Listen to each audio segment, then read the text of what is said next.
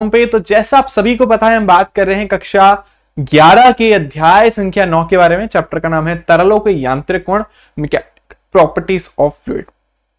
सो आज के इस लेक्चर के अंदर हम जो है जो लास्ट क्लास में अपन ने पास्कल का नियम पढ़ा था, उसका एक एप्लीकेशन था बैरोमीटर, वो टॉपिक हमारा रह गया था। सो पहले आज अपन उस क्लास के मतलब उस पर्टिकुलर टॉपिक के बारे में डिस्कस करेंगे। उसके बाद आज का जो मेरा टॉपिक है, आपको सबको सामने दिख रहा होगा, आर्किमिडीज का सिद्धांत में पढ़ाऊंगा। ये लास्ट ईयर मैंने नहीं पढ़ाया था, टू बी ऑनेस्ट। सो आपको आर्किमिडीज का सिद्धांत में पढ़ाऊंगा। ऑल दो एनसीईआरटी में ये टॉपिक कहीं है नहीं कि आपको मिलेगा नहीं, बट मैं आपको इस बार पढ़ा रहा हूं। इसके साथ मैं आपको आज समय बचता है तो शांता जो है यानी विस्कोसिटी जो होती है उसके बारे में बता दूंगा, ठीक है। सो आज का जो मेजरली मेरा पोर्शन है वो यही है कि मैं आपकी खत्म कर दूं, एक तो आर्किमिडीज का सिद्धांत और एक आपका शांता। ये दो चीजें मैं आप लोगों के लिए आज ओवर कर दूंगा, ठीक है। कोशिश करूंगा पूरी, बाकी तो देखते हैं जितना समय मिला। सो मैं आप लोगों का नाम लूं, तब तक आपको वीडियो को शेयर और लाइक करना है ताकि आपके दोस्त मित्र यार जो अभी तक क्लास ज्वाइन नहीं किए हैं वो भी ज्वाइन कर ले। तो हमारे पास यहाँ पर मनीषा है, हमारे पास श्रद्धा है, हमारे पास फिरदास, हमारे पास ऋतिक है, अंकिता है, सानी गौतम है, हमारे पास सुहानी कुर्मी है, हमारे पास राधिका है, हमारे पास ईशा है, हमारे पास श्रितेश है, हमारे पास शुभम है, हमारे पास लवीश कुमार है, हमारे पास रोशन है, आदित्य है, रमन है हमारे पास, और कौन है हमारे पास, दीक्षा है हमारे पास, जितेंद्र है हमारे पास, और स्वरूप है हमारे पास, लर्निंश ऋतु है हमारे पास, पिंटू है, आयुष है हमारे पास, दीक्षा है हमारे पास, देवांश है हमारे पास, रूही है, दिव्यांशु है, शैलेश गुप्ता है हमारे पास, मनीषा है हमारे पास, गगन है, आदित्य है, निशांत कुमार है हमारे पास, आर्यन गहलोत है, शिवम कुमार है हमारे पास, स्वीटी साहू है हमारे पास, जितेंद्र ठाकुर है हमारे पास, मुस्कान है, राखी है हमारे पास, यदुवंशी नाम का कोई बच्चा भी है, सुशील कुमार हमारे पास है, आकाश है हमारे पास, और कौन है, सृजल हमारे पास, किरण है हमारे पास, ओम रॉय है, पूजा कुमारी हमारे पास, आदित्य तिवारी हमारे पास,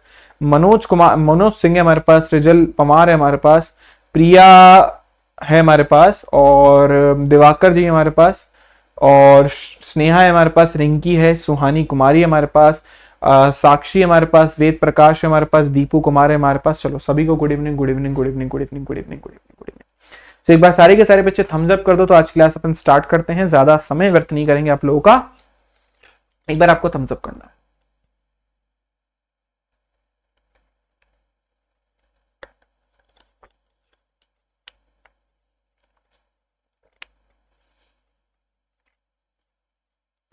सारे के सारे बच्चे एक बार थम्स अप कर दो भाई, तो आज क्लास अपन स्टार्ट करें। चलो तो थम्स अप मेरे पास आ गए हैं, तो आज क्लास अपन करते हैं स्टार्ट। ओके, सो इससे पहले क्लास स्टार्ट करने से पहले कुछ आप लोगों के सामने कुछ डायग्राम चित्र पिक्चर मैं आपको दिखा देता हूं। आप लोगों के लिए अनाउंसमेंट है, मेजर टेस्ट उसके साथ गिफ्ट आपको मिलेगा। मेजर टेस्ट आपका पहले भी हुआ था, अब वापस एक और मेजर टेस्ट हो रहा है, मेजर टेस्ट 2। 27 अक्टूबर 2024 को ये पेपर होने वाला है, संडे को शाम 5 बजे। और ये जो है एग्जाम जो है मेजर टेस्ट, ये 5 बजे क्लास 9वीं से लेकर के क्लास 12वीं के सभी बच्चों के लिए है। और ज्यादा जानकारी के लिए 20 तारीख को एक वीडियो आया था जो कि संडे वार्ता का था, निखिल सर ने लिया था। सो अगर आप में से किसी भी बच्चे को ज्यादा इंफॉर्मेशन चाहिए हो तो आप सीधा उस वीडियो का रुख करें, उस वीडियो को आप देखें, आपको उसमें सारी इंफॉर्मेशन मिल जाएगी। इसके बाद बच्चों आप लोगों के लिए एक और चीज है, दिवाली आने वाली है, तो दिवाली पे लोगों को मिलता है बोनस, आपको मिल रहा है डिस्काउंट। तो दिवाली का जो डिस्काउंट है उसमें सारे जितने भी कंबाइंड कोर्सेज हैं उस पर आपको काफी भारी डिस्काउंट मिल रहा है। और ये जो डिस्काउंट है वो 23 अक्टूबर 2023 तक रहेगा। 9वीं क्लास में 499 रुपए का कोर्स आपका मतलब का नहीं, आप 9वीं में हो नहीं, 10वीं क्लास में भी आप हो नहीं, 11वीं क्लास में आप हो। 2799 रुपए का कोर्स था जिसकी घटकर के प्राइस हो गई है 1799 रुपए, सीधा 1000 रुपए ऑफ। और 12वीं क्लास में तो आप हो नहीं अभी, ठीक है। तो आप लोगों के लिए मात्र 1799 रुपए यानी 1800 रुपए का एक कोर्स है। तो जिस भी बच्चे ने परचेस नहीं करा है वो जाके परचेस कर सकता है। चले अब आज के टॉपिक पे आते हैं अपन। लास्ट क्लास में अपन ने पढ़ा था बच्चों पास्कल का नियम। पास्कल के नियम के 2 मेजर स्टेटमेंट थे। पहला स्टेटमेंट ये था कि अगर आप किसी भी तरल के किसी एक सतह पर चले जाओ, किसी एक तल पर चले जाओ, तो उस तल पर जितने भी बिंदु होंगे, जितने भी पॉइंट्स होंगे, उन सब पॉइंट के ऊपर दाब की जो वैल्यू होगी, जो प्रेशर की वैल्यू होगी, वो सब जगह सेम रहेगी। यानी अगर आप किसी भी तरल के भीतर चलेगा, एक लेयर आपने पकड़ी, एक लेयर आपने उठाई, जैसे मान लो मैं भी एक तरल के अंदर ही, वायु भी एक तरीके का तरल ही है, तो मान लो मैं इस लेवल की बात करता हूँ, तो इस लेवल में जितने भी बिंदु होंगे, अनंत बिंदु होंगे, उन सब पर दाब का मान एक जैसा रहेगा। तो किसी एक दी गई गहराई पर दाब का मान प्रत्येक बिंदु पर एक जैसा होता है, एक समान होता है। दूसरा स्टेटमेंट था कि अगर आप किसी भी लिक्विड यानी किसी भी तरल के किसी एक भाग पर दाब डालते हो, तो वो जो दाब होता है वो एक समान रूप से सब जगह वितरित हो जाता है, हर जगह फैल जाता है। इसके बहुत सारे दो मेजर अपन ने वैसे एप्लीकेशन देखे थे। पहला एप्लीकेशन था बच्चों जहां पर हम हाइड्रोलिक लिफ्ट की बात कर रहे थे। इस हाइड्रोलिक लिफ्ट का यूज हम बहुत सारी जगह करते हैं, मेजरली जहां पर गाड़ियों की धुलाई करनी होती है, गाड़ियों का जहां पे मतलब उसको मतलब बेसिकली उसको ठीक करना होता है, तो गाड़ी को उठाना पड़ता है, लिफ्ट करना पड़ता है। सो गाड़ी को लिफ्ट करने के लिए इस तरीके की हाइड्रोलिक लिफ्ट का यूज किया जाता है, जहां पर एक कम क्रॉस सेक्शन एरिया, कम अनुप्रस्थ काट क्षेत्रफल वाले भाग पर थोड़ा सा बल लगा के उस पर्टिकुलर जो भी कार वगैरह उसको उठाया जा सकता है, लिफ्ट किया जा सकता है। इसके अलावा मैंने आपको हाइड्रोलिक जैक भी बताया था, वो भी इसी के अंदर होता है। कार को उठाने के जो काम आता है, यूं यूं करते हैं और वो जैक जो है धीरे धीरे कार को उठाना चालू कर देता है। इसके अलावा मैंने आपको ट्रक्स वगैरह में बताया था कि भारी भारी पत्थर है, लेकिन फिर भी वो धीरे धीरे जो ट्रक का ट्रॉला जो होता है उसका धीरे धीरे ऊपर वाला पार्ट से उठने लग जाता है, क्योंकि उसमें पंप्स होते हैं और वो पंप भी सेम तरीके से वर्क करते हैं। इसके अलावा मैंने आपको हाइड्रोलिक ब्रेक्स बताए थे, जो कार के अंदर अपन यूज करते हैं। जैसे ही आप कार पे ब्रेक लगाओ, कार आपकी वहीं रुक जाती है। कार की ये खासियत होती है, क्योंकि उसमें जो ब्रेक होता है वो डिस्क ब्रेक होते हैं, ठीक है ना। जबकि बाइसिकल्स वगैरह में है, यानी आपकी साइकिल वगैरह में या स्कूटी में या आपके इवन बाइक में भी इस तरीके के ब्रेक्स नहीं होते। आप स्कूटी को ज्यादा तेज चल रही है, एकदम से ब्रेक मारो, स्किट हो जाएगी, फिसल जाएगी आपकी जो भी स्कूटी है। साइकिल में तो आपको पता ही है वैसे, ठीक है। तो उसके अंदर मैंने आपको बताया था कि हम थोड़ा सा बल लगाते हैं और जो चारों के चारों टायर है वो उसी टाइम पे रुक जाते हैं, ठीक है। सो आई होप इतना सभी को याद होगा। इसके अलावा मैंने आपको वायुमंडलीय दाब की गणना करवाई थी। बैरोमीटर अपन ने यूज किया था। बैरोमीटर एक डिवाइस होती है जिसका यूज करके आप वायुमंडलीय दाब की गणना कर सकते हो। उसमें हमने 1 मीटर लंबी ट्यूब ली थी, उस ट्यूब में हमने मरकरी डाल दी थी ऊपर तक, तो 1 मीटर लंबी ट्यूब में मरकरी भरी है। फिर ऊपर से मैंने आपको बोला था उसको आप इस तरीके से एक फिंगर लगाओगे, थंब लगाओगे, उसको उल्टा करोगे एक मरकरी के टब में, ठीक है। तो हमने देखा कि ऑटोमेटिकली जो मरकरी है वो 76 सेंटीमीटर भरी हुई रहती है, 24 सेंटीमीटर मरकरी जो है वो खाली हो जाती है। शर्त इसमें यह है कि जो हवा है वो उस ट्यूब के अंदर एंटर नहीं करनी चाहिए किसी भी तरीके से। तो ऊपर वाला जो पार्ट हमारे पास बचता है, वेकेंट पार्ट जो बचता है, वो हमारे पास मैंने आपको बताया था वो निर्वात होता है, उसमें किसी प्रकार की कोई हवा नहीं है, ठीक है ना। बाकी यहाँ पर हमारे पास ये मरकरी यहाँ तक भरी हुई है, तो 76 सेंटीमीटर तक हमारी मरकरी भरी। इससे इसके शेप साइज पे कोई फर्क नहीं पड़ना। मरकरी 76 सेंटीमीटर भरी हुई है। इसमें हमने बोला था यहां पर जो वायुमंडलीय दाब लग रहा है और यहां पर जो दाब लग रहा है, ये दोनों के दोनों दाब बच्चों आपस में बराबर है, क्योंकि यहां पर वायुमंडलीय दाब डाल रहा है और यहां पर ये जो कॉलम है, ये जिसमें ये लिक्विड भरा हुआ, ये दाब डाल रहा है। तो हमने बोला था जो पीए है वो ρgh के इक्वल होगा। जो पीए है, जो वायुमंडलीय दाब है, वो ρgh के इक्वल होगा। इसको अपन ने m बोला था क्योंकि अपन मरकरी यूज कर रहे थे। इसमें इसका मान 13,600 था, इसका मान 9.8 था और इसकी हाइट 76 सेंटीमीटर थी। तो सॉल्व करने पर वायुमंडलीय दाब मुझे मिला था 1.013 इंटू 10⁵5 पास्कल। इसको हम 1 atm भी लिख सकते हैं। इस वैल्यू को हम 1 atm भी लिख सकते हैं। आई होप सबको बात समझ आ गई होगी। ये हमने लास्ट क्लास में पढ़ा था। आज बच्चों हम पढ़ने वाले हैं मैनोमीटर। वैसे मैनोमीटर का मैं एग्जांपल अगर आपको करा चुका हूं तो कुछ अलग नहीं है मैनोमीटर में, पर फिर भी मैं आपको बता देता हूं। उसका हमारा जो दूसरा एप्लीकेशन था पास्कल के नियम के अनुप्रयोग का, मैं ऊपर टॉपिक तो डाल ही देता हूं। पास्कल के नियम का अनुप्रयोग, पास्कल के, या चलो डायरेक्ट लिख दो मैनोमीटर।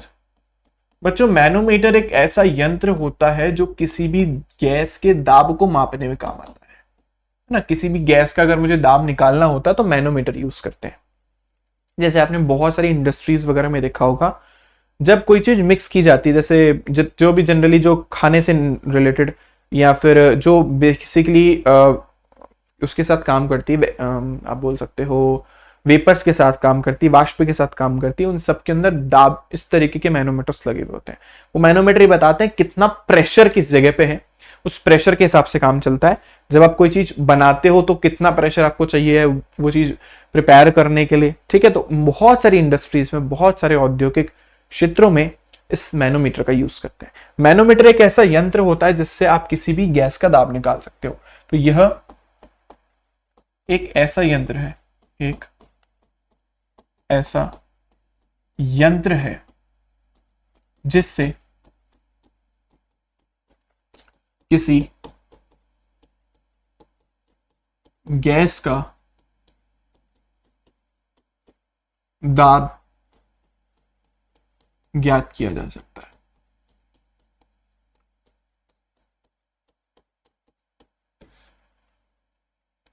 जा सकता है।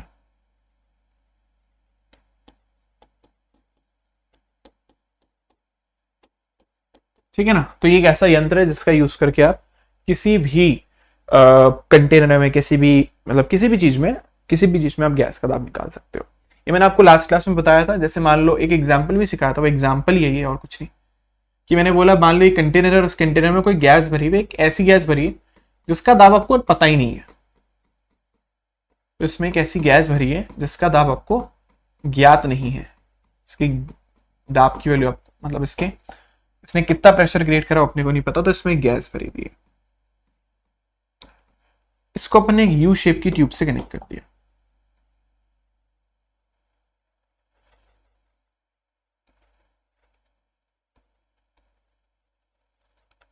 यू शेप की ट्यूब से आपने इसको कनेक्ट कर दिया।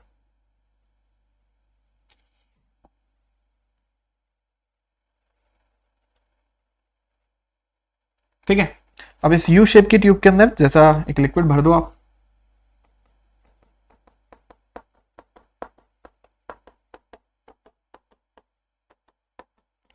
अब मैंने आपको कल भी बोला था गैस एक तरफ से दाब डालेगी, इसकी तरफ से इसकी वजह से लिक्विड ऊपर चढ़ जाएगा।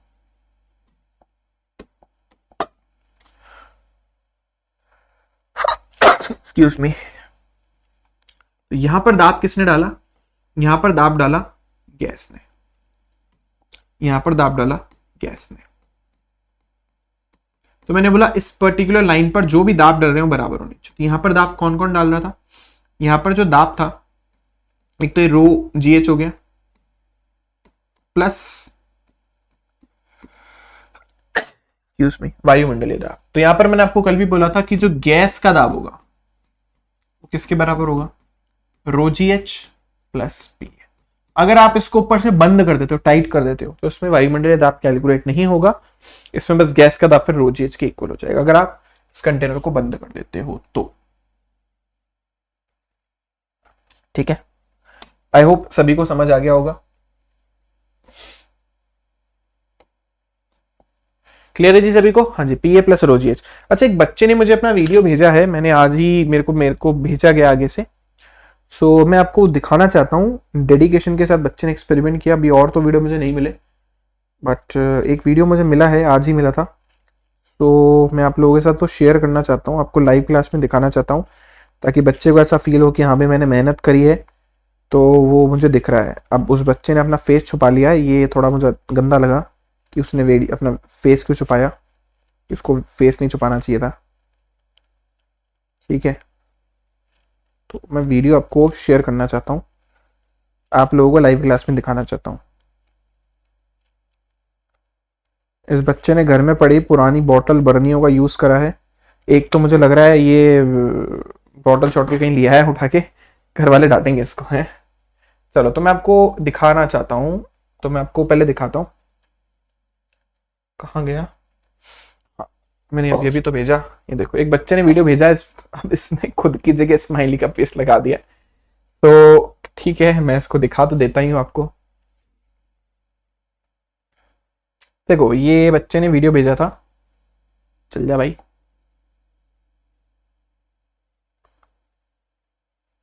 कितना टाइम लगे रे? 0.6 मीम करने में तुमने इतना टाइम लगा दिया।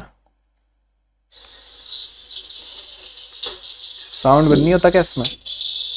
इस बच्चे ने, ये आप ही के किसी बैच का बच्चा, आप ही के बैच का बच्चा है, तो इसने 3 बॉटल ली और इसने इस तरीके से वीडियो करा और इसमें देखो पानी एक ही दूरी तक गिर रहा है तीनों के अंदर। इसने एक्सपेरिमेंट करा, मुझे बहुत खुशी हुई कि इसका वीडियो मेरे पास आया। अब मेरे कहने पर इस बच्चे ने एक्सपेरिमेंट भी किया, ठीक है। तो मुझे पता नहीं किस बच्चे ने किया है तो कोई लड़का, लेकिन उसने अपना फेस छुपा लिया है, ठीक है। चलो कोई बात नहीं, कम से कम इस बच्चे ने एक्सपेरिमेंट किया। चलो, सो आई होप यहां तक सभी को क्लियर हो गया होगा। अब हम क्या करने वाले हैं, हम जो है आर्किमिडीज का सिद्धांत बच्चों देखने वाले हैं। सो देखें, फिर आर्किमिडीज का सिद्धांत देखते हैं। तो ये हमने पहले भी पढ़ा हुआ, बचपन में पढ़ा हुआ है, आर्किमिडीज का सिद्धांत क्या होता है। तो आर्किमिडीज जो है, अच्छा बच्चा नहीं बच्ची है क्या,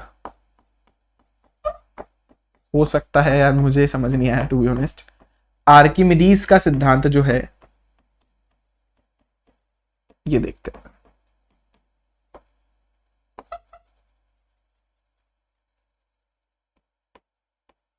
ठीक है, अब ये आर्किमिडीज का सिद्धांत जो है, ये हमारे आर्किमिडीज ने दिया था। देखो, उस टाइम तक लोगों को पता नहीं था कि चीजें फ्लोट क्यों करती, तैरती क्यों है। सो आर्किमिडीज जब एक बार है ना अपने बाथटब में बस नहा रहे थे ना, अंग्रेजों को बाथटब में बड़ा नहाने का शौक होता है, जकूजी जकूजी बोलते हैं वो लोग उसको, है ना। सो बाथटब था उनके, है ना, देखा होगा आपने काफी सारी मूवीज के अंदर, है ना। अगर आप हॉलीवुड की मूवीज देखना प्रेफर करते हो, या शिनचैन में देखता हूँ तो शिनचैन के अंदर बाथटब भी दिखाते हैं, नोबिता में बाथटब दिखाते हैं। तो है ना, बाथटब जो है उसके अंदर वो मस्त नहा रहा था। अब बाथटब में नहा रहा था भाई। अब जैसे वो बाथटब में बैठा, बैठते ही क्या होता है, जनरली आप लोगों ने देखा होगा, जैसे आप अपना हाथ जब पानी के अंदर डालते हो या कोई चीज पानी के अंदर डालते हो तो पानी का लेवल बढ़ जाता है, क्योंकि कभी भी कोई चीज पानी के अंदर जाती है तो वो अपना स्पेस बनाने की कोशिश करती है। अब जैसे वो इंसान पानी के अंदर जाएगा, तो पानी के अंदर जाएगा तो क्या होगा, स्पेस बनाने की कोशिश करेगा तो पानी का लेवल बढ़ जाएगा, ठीक है। जैसे आपके घर के अंदर बाल्टी भरी हुई है, ऊपर तक भरी हुई है, आप उस बाल्टी के अंदर अपना हाथ डाल लो, बस हाथ डाल दो तो पानी बाहर निकलने लग जाएगा। क्यों? क्योंकि जब आपने अपना हाथ डाला है, कोई भी चीज अंदर डाली, तो वो जैसे अंदर जाती है तो अपना स्पेस बनाने की कोशिश करती है, तो पानी को दूर दूर फेंकती है, या जो जिस भी तरल में आप डाल रहे हो, ठीक है। तो जैसे ही पानी के अंदर आप अपना हाथ या कोई चीज डालते हो तो पानी का लेवल बढ़ जाता है। तो वो भाई साहब आर्किमिडीज भैया भी मस्त मस्त एकदम बाथटब में जाके बस नहाने बैठ गए। उसके बाद जैसे ही आर्किमिडीज भैया जो है, उन्होंने देखा कि भाई है ना पानी का लेवल बढ़ गया, तो उनके दिमाग में एकदम से एक चीज क्लिक करी, है ना, क्योंकि साइंटिस्ट भाई थे, कभी ना कभी कुछ ना कुछ देखे देखे याद तो आ ही जाता है। तो जैसे उन्होंने ये चीज देखी ना, तो देखने के बाद जो है क्या हुआ, उनके दिमाग की बत्ती जली और जलते ही भाई साहब ने टॉवल भी नहीं लगाया।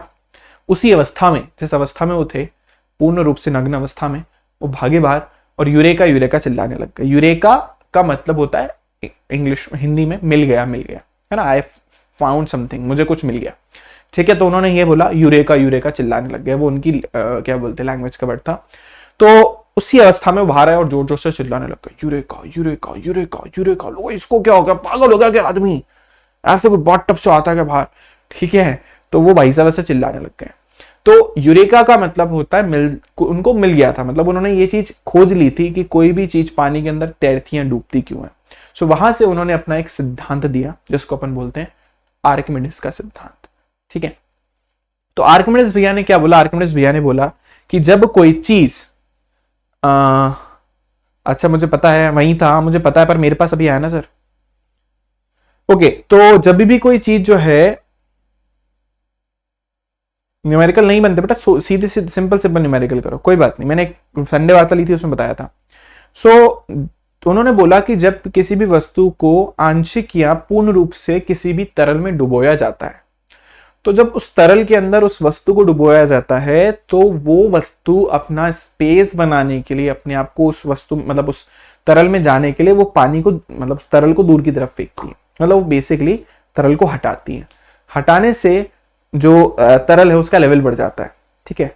तो वो जितना पानी हटाती है या वो जितना तरल हटाती है, उस तरल का जो भी भार होता है वो उस पर लगने वाले उत्प्लावक बल के बराबर होता है। उत्प्लावक बल को अंग्रेजी में बॉयंट फोर्स बोलते हैं, बॉयंसी फोर्स बोलते हैं। सो बॉयंसी फोर्स या अपथ्रस्ट फोर्स भी आप इसको बोल सकते हो। अपथ्रस्ट फोर्स या बॉयंसी फोर्स वो बल होता है जिसकी वजह से कोई भी वस्तु पानी में तैरती है या जिसकी वजह से आपको उस वस्तु का भार कम फील होता है। जैसे आप जब बाल्टी भरते हो पानी की, तो जब वो पानी के अंदर होती है तो वो अपने को हल्की फील होती है। क्यों? जब कोई भी चीज पानी के अंदर होती है तो पानी या तरल उसमें नीचे से ऊपर की तरफ एक बल लगाता है, उस बल को अपन बोलते हैं उत्प्लावक बल। उस उत्प्लावक बल का जो मान होता है वो वस्तु द्वारा हटाए गए तरल के भार के बराबर होता है, ऐसा आर्किमिडीज भैया ने बोला था। मैं इसको लिख देता हूं, फिर आपको एक्सप्लेन कर दूंगा।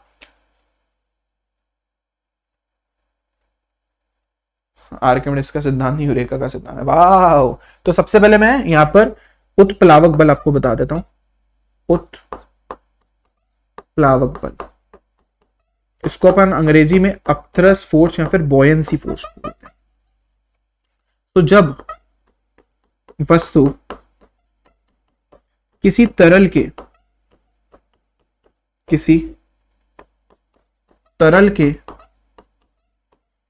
भीतर होती है,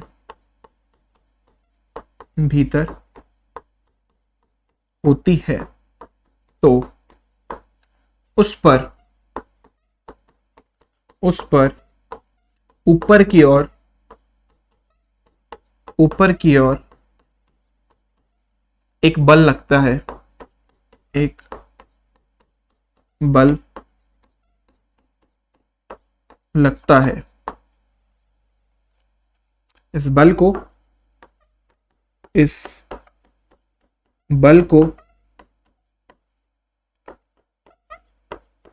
उत्प्लावक बल कहते हैं।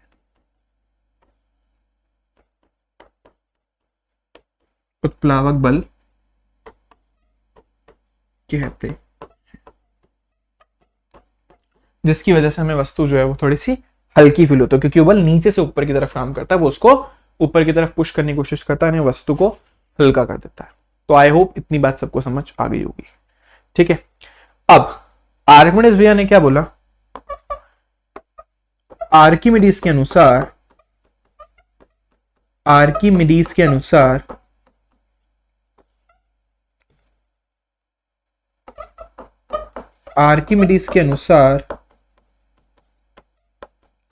जब किसी वस्तु को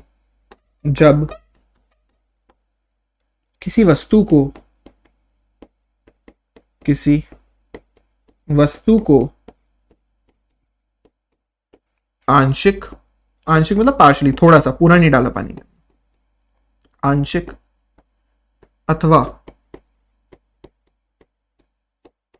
पूर्णतः किसी तरल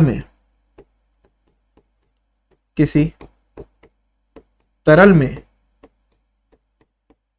डुबोया जाता है,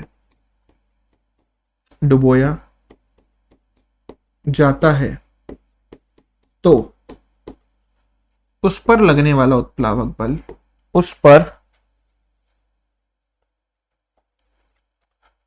पर लगने वाला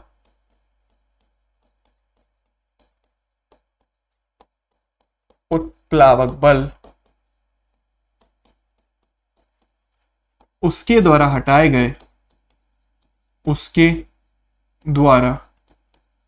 हटाए गए तरल के भार के बराबर होता है।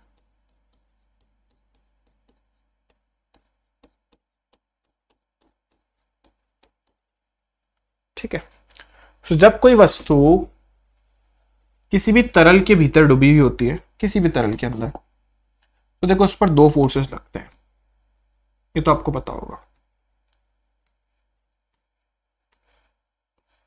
ठीक है ना? तो जब भी कोई वस्तु ऐसे तरल में डूबी हुई होगी तो एक बल तो लगेगा इसके ऊपर mg, जो कि उसको नीचे की तरफ खींचने की कोशिश कर रहा है।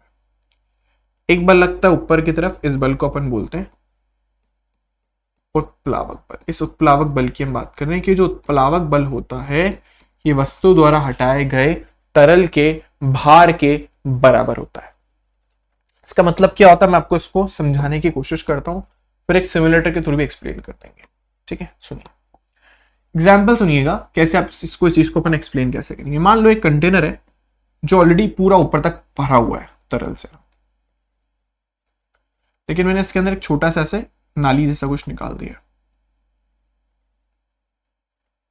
ठीक है ना। मैंने इसे ऐसे कुछ नाली जैसा निकाल लिया, मतलब पाइप लगा दिया। एक कंटेनर में हम इसको इकट्ठा कर रहे हैं, ठीक है।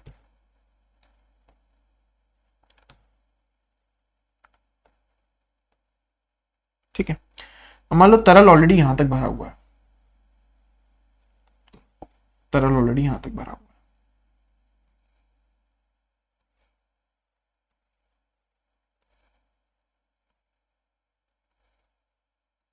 ऑलरेडी यहां तक तरल भरा हुआ है। अब अभी तक मैंने कुछ डुबोया नहीं है इसके अंदर। अब जैसे ही मैं इसके अंदर किसी चीज को डुबोता हूं, मैंने जैसे इसके अंदर किसी चीज को डुबोया, जैसे मान लो मेरे पास कोई पत्थर वत्थर है, मैं जैसे ही इसके अंदर इस पत्थर या किसी चीज को इस तरीके से डालता हूं, डालने की वजह से क्या होता है, ये पत्थर अपनी जगह बनाने की कोशिश करता है। जब ये पत्थर अपनी जगह बनाने की कोशिश करता है तो पानी का लेवल बढ़ता है। अब क्योंकि जैसे मैंने आपको बताया कि यहाँ पे मैंने एक नल लगा रखा है, टैप लगा रखा है, तो ये जो जल है, ये जो तरल है, ये जो पानी है, ये इस नल के थ्रू नीचे जाएगा और यहाँ पे जाके इकट्ठा हो जाएगा, ठीक है। सो हम क्या बोल रहे हैं, हम बोल रहे हैं कि जो भी इस तरल का भार होगा, भार कैसे निकालोगे, मान लो इसने स्मॉल m तरल जो है विस्थापित किया है, विस्थापित तरल है हमारे पास, जो इसने डिस्प्लेस करा, हटाया।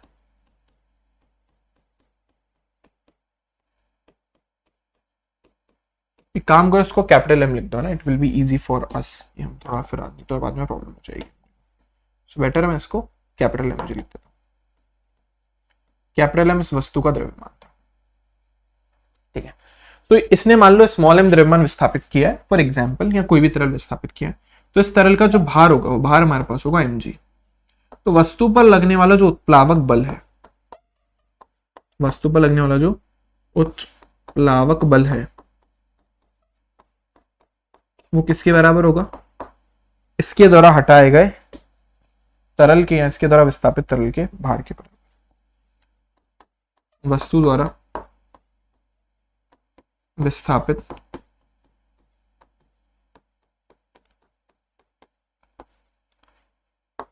तरल के भार के बराबर, तरल के भार के बराबर, यानी जैसे इस केस में हमारे पास ये mg के बराबर है।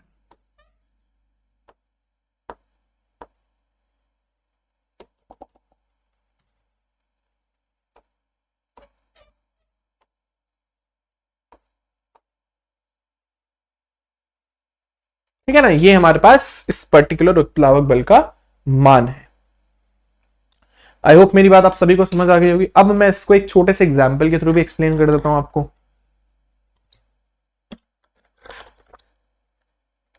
और एक और चीज में भी इसका एक फॉर्मूला भी आपको बताऊंगा जो हमारे काम आएगा।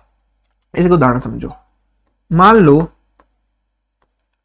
इस वस्तु ने फॉर एग्जाम्पल 200 ग्राम पानी विस्थापित, 200 ग्राम तरल विस्थापित किया।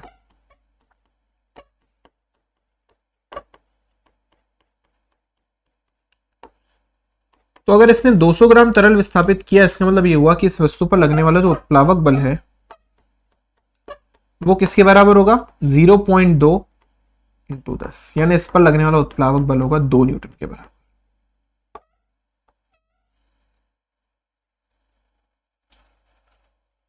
इस वस्तु पर लगने वाला उत्प्लावक बल बराबर होगा 2 न्यूटन के बराबर। आई होप अब समझ गए होंगे आप। जैसे मान लो इसने 200 ग्राम पानी इकट्ठा कर लिया, यहाँ पे इसे पानी में डाला, 200 ग्राम पानी बाहर निकल गया। तो जो भी 200 ग्राम पानी का के ऊपर लगने वाला भार है, मतलब 0.2 इंटू 10 mg, तो इसका मतलब इस वस्तु पर जो लगने वाला उत्प्लावक बल होगा वो 2 न्यूटन का होगा। अब आई होप सब समझ गए होंगे।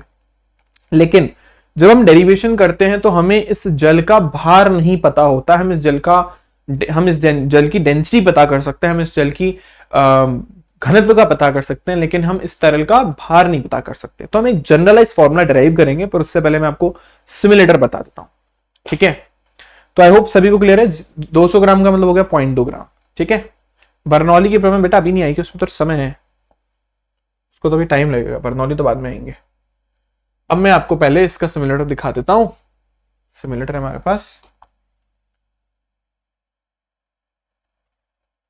की डीस प्रिंसिपल सिमुलेटर, प्रिंसिपल सिमुलेटर।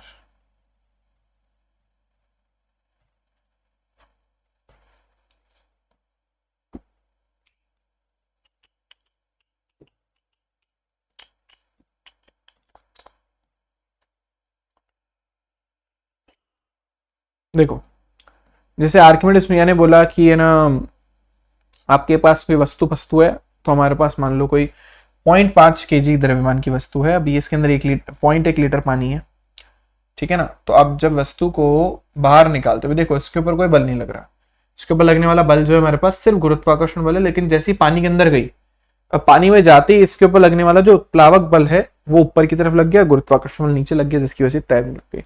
आप चाहो तो इसकी वैल्यू को भी देख सकते हो। जैसे अभी इसके ऊपर जो बल लग रहा था 0.9 न्यूटन का लग रहा था, लेकिन जैसे आपने इसको पानी में डाला, इसने इसके ऊपर एक प्लावक बल लगाया, जिसकी वजह से ये तैरने लग गई। मुझे ज्यादा अच्छा नहीं लगा, ये वाला ज्यादा अच्छा लगा मेरे को, आर्किमिडीज का ये प्रिंसिपल ज्यादा एक्सप्लेनेशन इसका अच्छा है। ठीक है, तो अब मैं आपको इससे समझा देता हूँ।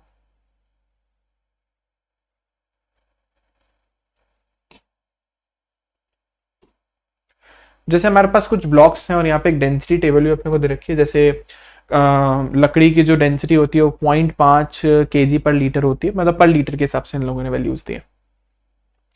तो मैंने एक वस्तु ली, इसको जाकर के तराजू पे तोला, तराजू पे तोलने के बाद इसकी ऑलमोस्ट वैल्यू मेरे पास आ रही है 0.5 किलो। अभी पानी इसमें 100 लीटर भरा हुआ है ना, इसमें जो तरल भरा हुआ है वो 100 लीटर भरा हुआ है ना। अब ये कोई अननोन वस्तु, मुझे नहीं पता कौन सी वस्तु है। अब मैं क्या करने वाला हूँ, मैं इसको इसके अंदर डाल के देखने वाला हूँ क्या होता है। देखो, जैसे मैं इस वस्तु को इसके अंदर डालता हूँ, इसके अंदर डालते देखो वस्तु का जो द्रव्यमान है, सॉरी जो मतलब जो वस्तु की वैल्यू है 0.4 लीटर बढ़ गई। पहले इसमें 100 लीटर पानी था, लेकिन जैसे इसके अंदर इसको डाला 0.4 लीटर की वैल्यू बढ़ गई, मतलब इसने पानी को डिस्प्लेस किया होगा। ठीक है ना। सो आई होप मेरी बात आप सब समझ गए होगे, ठीक है ना। क्योंकि अब नीचे से उसके ऊपर एक उत्प्लावक बल लग रहा है। आप चाहो तो उस उत्प्लावक बल का मान भी निकाल सकते हो। जो उत्प्लावक बल का अगर मैं मान निकालूं, तो इसके अंदर इसने 0.4 लीटर पानी जो है उसको विस्थापित करा है, 0.4 लीटर पानी को विस्थापित करा है।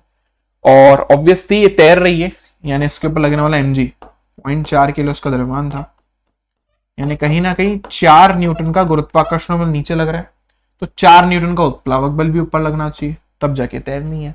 4 न्यूटन उससे ज्यादा का उत्प्लावक बल, ठीक है। तो क्योंकि इसने 0.4 लीटर का पानी विस्थापित करा, तो आप यहां से पता कर सकते हो डेंसिटी टेबल के हिसाब से कि ये जो वस्तु है वो कौन सी है। तो ये जो वस्तु है हमारे अकॉर्डिंग, मेरे अकॉर्डिंग लकड़ी की है, क्योंकि इसने 0.4 लीटर का पानी वो करा वैसा। अब जैसे इस वस्तु को मैं इसके ऊपर रख दूं, देखो ये 19.3 किलो की है, पानी में डालते डूब जानी है। देखो इसने करीब करीब 1 लीटर 50 ग्राम पानी जो है विस्थापित कर दिया, 1.5 लीटर पानी इसने विस्थापित कर दिया, 1.5 लीटर पानी विस्थापित कर दिया और डूब गई। ठीक है ना। सो इस तरीके से आप इजीली पता कर सकते हो। आई होप मेरी बात आप सभी को समझ आ गई होगी।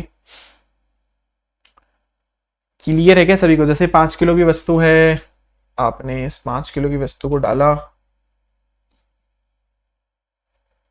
देखो एक डूब गई, मतलब वो उसकी भार के हिसाब से और कुछ नहीं।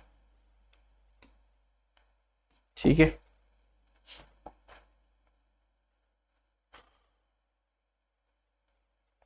चलिए आई होप सभी को क्लियर होगा। हाँ, बॉयफ्रेंड गर्लफ्रेंड की सारी बातें तुम ही कर लो,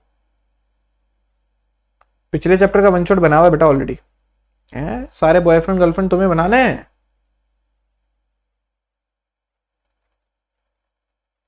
नालायक हो, थोड़ी पढ़ाई में ध्यान दे लो।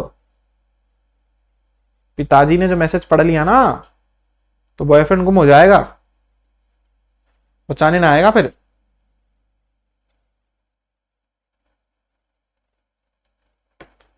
चलो, सो आई होप सभी को क्लियर है। अब इसका एक फॉर्मूला ड्राइव करना है, ध्यान से सुनिएगा, और इसका अपन एक सूत्र व्युत्पन्न कर रहे हैं।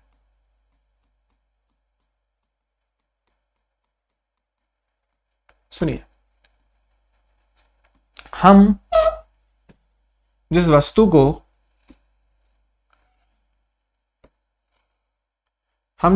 को इसमें डाल रहे हैं, हम मान लेते हैं उसका घनत्व है सिग्मा। हम जिस वस्तु को इसमें डाल रहे हैं तो उस वस्तु का जो घनत्व है वो है सिग्मा। जिस तरल में अपन ने इसको डाला है उस तरल का घनत्व है रो।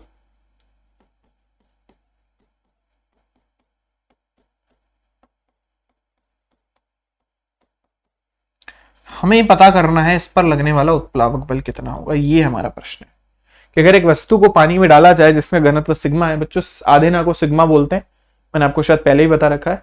इस आधेना को क्या बोलते हैं? सिग्मा। इसको बोलते हैं रो। सो इस सिग्मा घनत्व वाली वस्तु जो है इसको रो तरल वाले रो घनत्व वाले जब तरल में अपन डालते हैं तो इस पर लगने वाला उत्प्लावक बल कितना होगा। देखो उत्प्लावक बल का फॉर्मूला ये था कि ये अपने जो जितना भी इसका आयतन होगा उतने आयतन का तरल विस्थापित करेगा। ये क्या करेगा?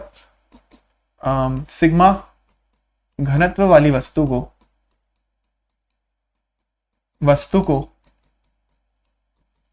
रो घनत्व वाले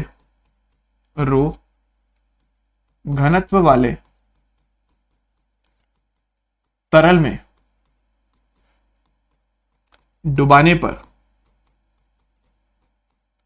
पर वस्तु अपने आयतन जितना भी इसका आयतन होगा अपने आयतन जितना तरल विस्थापित कर देती है। तरल विस्थापित कर देती है।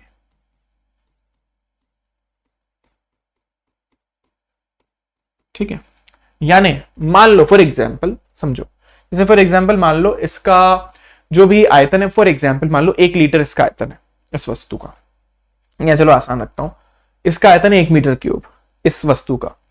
अगर इस वस्तु का आयतन 1 मीटर क्यूब है तो ये वस्तु जो है वो 1 मीटर क्यूब तरल विस्थापित कर देगी। ध्यान से सुन लेना, अगर इस वस्तु का जो आयतन है अगर वो 1 मीटर क्यूब है तो 1 मीटर क्यूब तरल विस्थापित कर देगी। मतलब जितना इसका आयतन होता है उतना ये तरल विस्थापित करती है। सो जो उत्प्लावक बल होता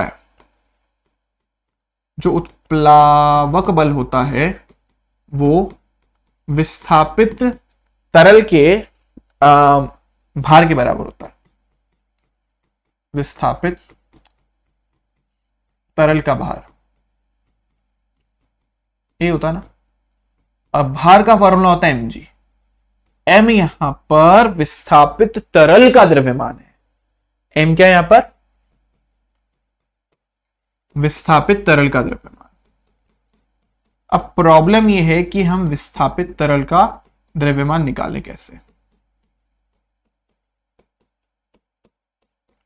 क्योंकि हमें इस तरल का घनत्व दे रखा है, हमें वस्तु का घनत्व दे रखा है, हमें इस जो भी इसने पानी डिस्प्लेस करा होगा, जो भी पानी इसने, मान लो इतना पानी इसने डिस्प्लेस कर दिया फॉर एग्जांपल, अभी के लिए मान लो इसने इतना पानी विस्थापित कर दिया, अभी के लिए मान लेते हैं इसने इतना तरल विस्थापित कर दिया। ये जो तरल है इसका द्रव्यमान मुझे नहीं पता जो इसने विस्थापित किया। अब m कैसे निकालूं, ये एक बड़ा प्रश्न है। सो मुझे पता है जो भी द्रव्यमान इसने विस्थापित करा है उसका घनत्व रो है, लेकिन उसका आयतन वस्तु के घनत्व से मिलेगा। ठीक है। सो मान लो ये वस्तु जो m द्रव्यमान की है, अच्छा ये भी हम लिख देते हैं m द्रव्यमान की वस्तु, कैपिटल M लिख दो नहीं तो कंफ्यूजन हो जाएगी। तो इस वस्तु का द्रव्यमान है कैपिटल M, ये भी मैं लिख देता हूं, वस्तु का द्रव्यमान है कैपिटल M।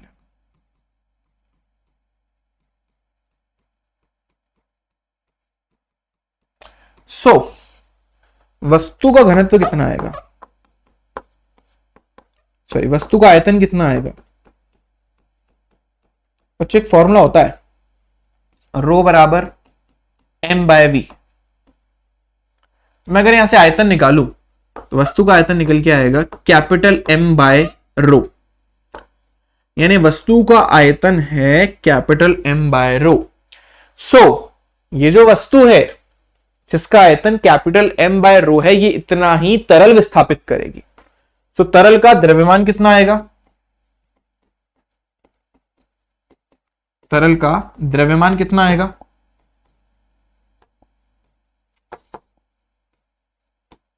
तरल का द्रव्यमान आएगा इसका आयतन इंटू घनत्व। इसी फॉर्मूले से तो आयतन इंटू घनत्व इसका सिग्मा।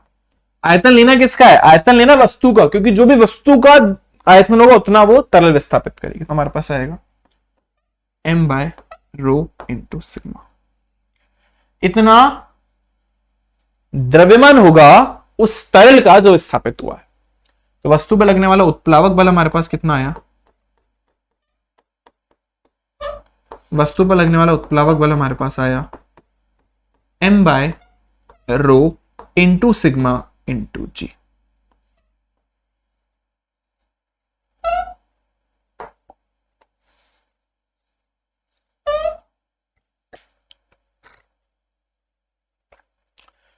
क्या सभी को समझ आया? आया क्या? जल्दी बताओ। हमने बोला वस्तु का विस्थापित तरल का जो भार होगा अपने को निकालना था। बस यहां पर तरल का भार मुझे नहीं पता।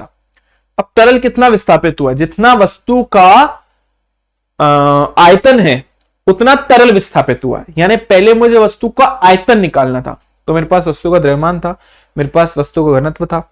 अरे यार मैंने गलत कर दिया, एक्सट्रीमली सॉरी, बहुत बड़ी गड़बड़ हो गई। यहाँ पे सिग्मा आएगा क्योंकि वस्तु का घनत्व सिग्मा है, उल्टा लिख दिया मैंने। Sorry sorry sorry sorry sorry sorry sorry, है ना, वस्तु के घनत्व को सिग्मा बोला। तो लेट मी चेंज इट, उल्टा कर दिया सब।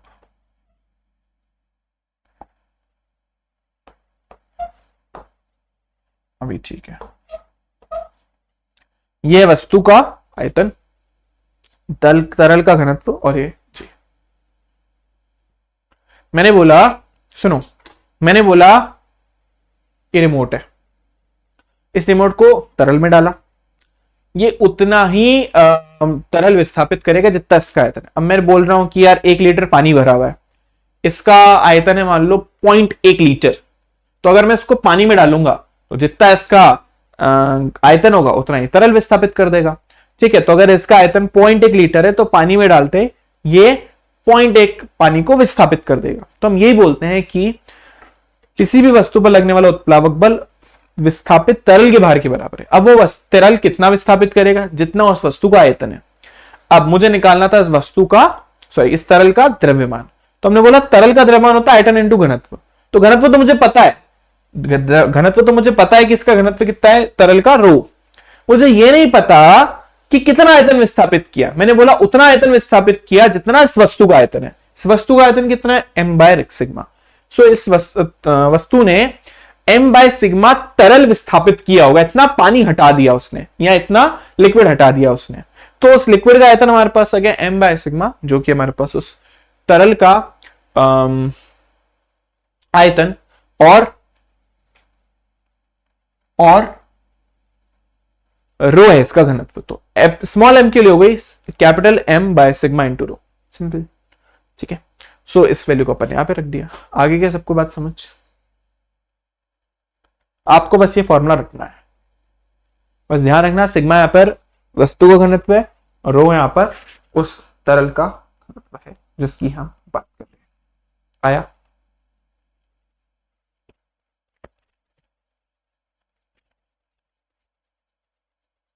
क्लियर है क्या?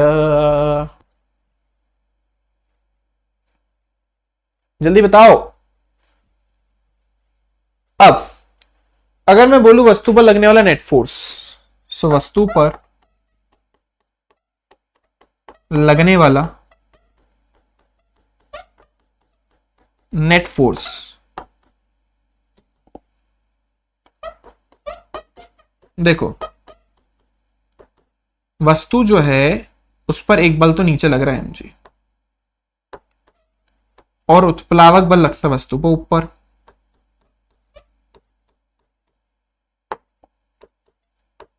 सो अगर mg का मान उत्प्लावक बल से ज्यादा है तो वस्तु रुक जाएगी, अगर mg का मान उत्प्लावक बल से कम है तो वस्तु तैरेगी, और अगर दोनों का मान बराबर है तो वस्तु बीच में रह जाएगी।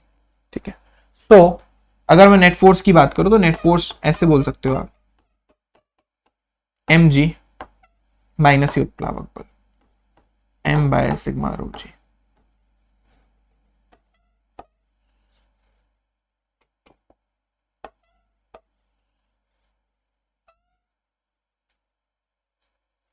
ठीक है, वाटर की डेंसिटी 1000। तो यहां पर मैं पॉइंट भी लिख देता हूं। 3 केसेस में से पहला केस क्या होगा, केस नंबर 1, अगर mg का मान उत्प्लावक बल से ज्यादा हुआ, मतलब वस्तु का भार जो है उत्प्लावक बल से ज्यादा हो तो वस्तु डूबेगी,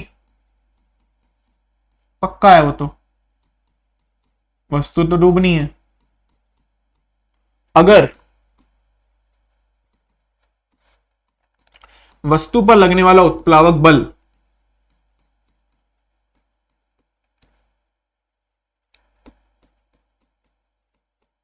mg से ज्यादा हुआ तो वस्तु तैरेगी।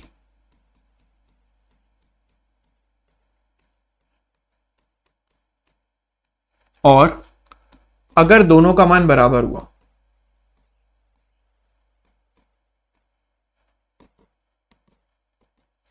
तो उस केस में वस्तु ना तो तैरनी, सॉरी वस्तु बीच में रह जाएगी,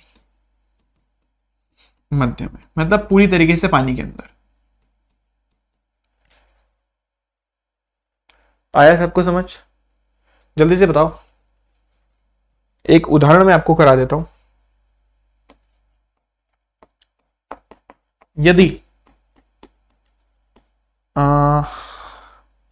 पीछे हमने एक टेबल देखी थी ना, एक बार वो टेबल निकालते हैं, उसमें वस्तु का घनत्व देखते हैं। चलो रुको, मैं देख लेता हूं।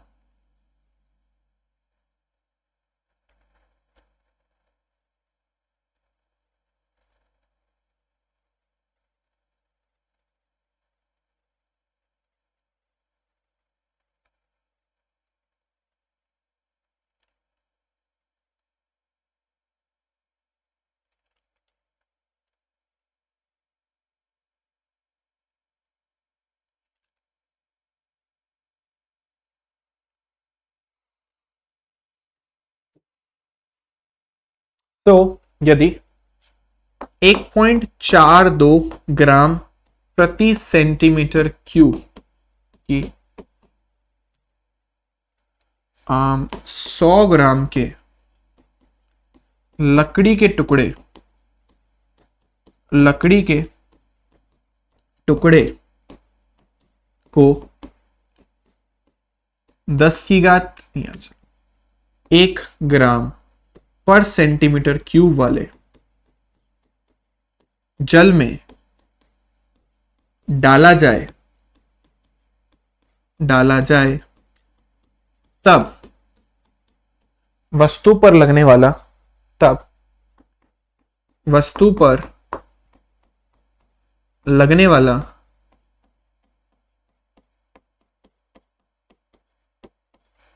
कुल बल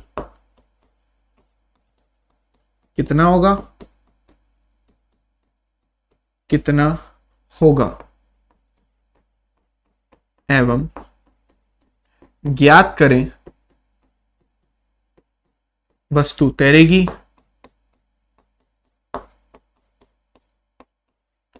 या डूब जाएगी।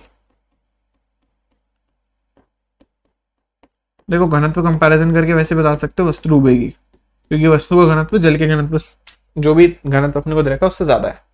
जल का घनत्व 1 ग्राम पर सेंटीमीटर क्यूब, वस्तु का घनत्व है 1.42 ग्राम पर सेंटीमीटर क्यूब, मतलब वस्तु का डूबना तय है। पर फिर भी मैं आपको बता देता हूं, अगर मैं इस पर लगने वाले गुरुत्वाकर्षण बल की बात करूं तो वो क्या हमारे पास कैपिटल mg, जैसे इसके अंदर ये 100 ग्राम का है 0.1, जी का मान 10, यानी इसके ऊपर 1 न्यूटन का गुरुत्वाकर्षण बल लग रहा है। उत्प्लावक बल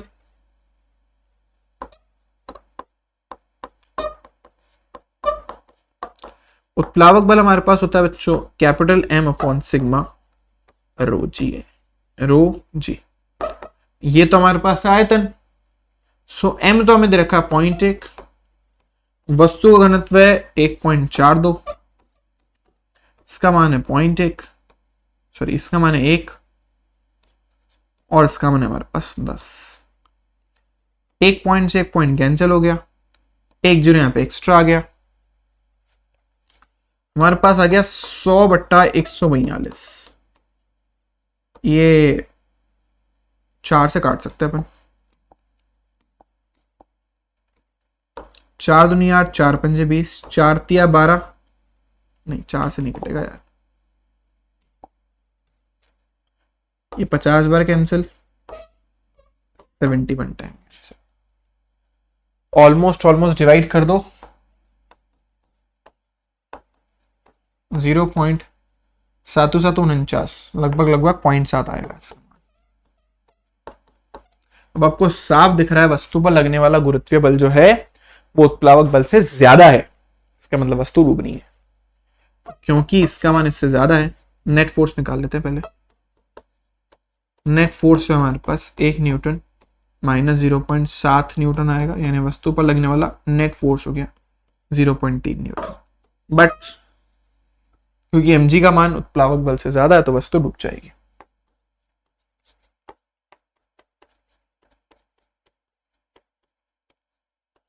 अतः वस्तु डूब जाएगी।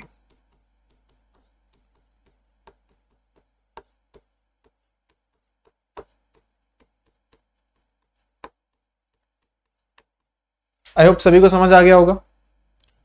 0.1 कैसे मतलब बेटा 100 ग्राम था ना, 100 ग्राम का क्या मतलब होता है, 0.1 किलो ही तो होता है, समझ गए। अब यार मैंने सोचा तो था तुम्हें नेक्स्ट टॉपिक पढ़ा दूंगा, लेकिन अफसोस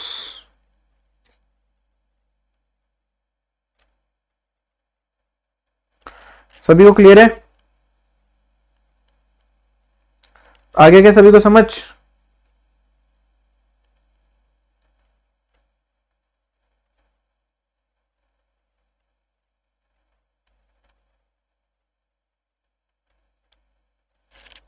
आ गया, जल्दी से बता दो।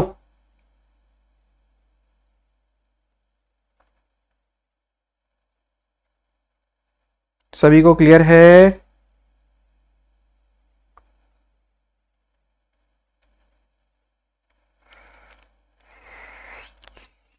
चलिए आज की क्लास को अपन यहीं पर ही ओवर कर रहे हैं। अपन लोग कल पढ़ेंगे, एक तो पढ़ेंगे अपने को शांता वाला टॉपिक पढ़ना है, और कल स्टॉक का नेम भी कल ही खत्म कर देंगे, ठीक है। तो 2 टॉपिक कल ओवर कर देंगे, एक शांता और एक स्टॉक का नेम।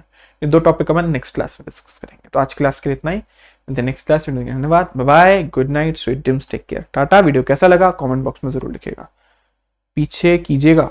ये लो पीछे कर दिया हमने, ये लो आराम से देख लो, स्क्रीनशॉट लेना ले लो, इसका लेना ले लो, इसका लेना ले लो, बस ठीक है। चलिए तो आज क्लास के लिए इतना ही, bye bye, tata, good night.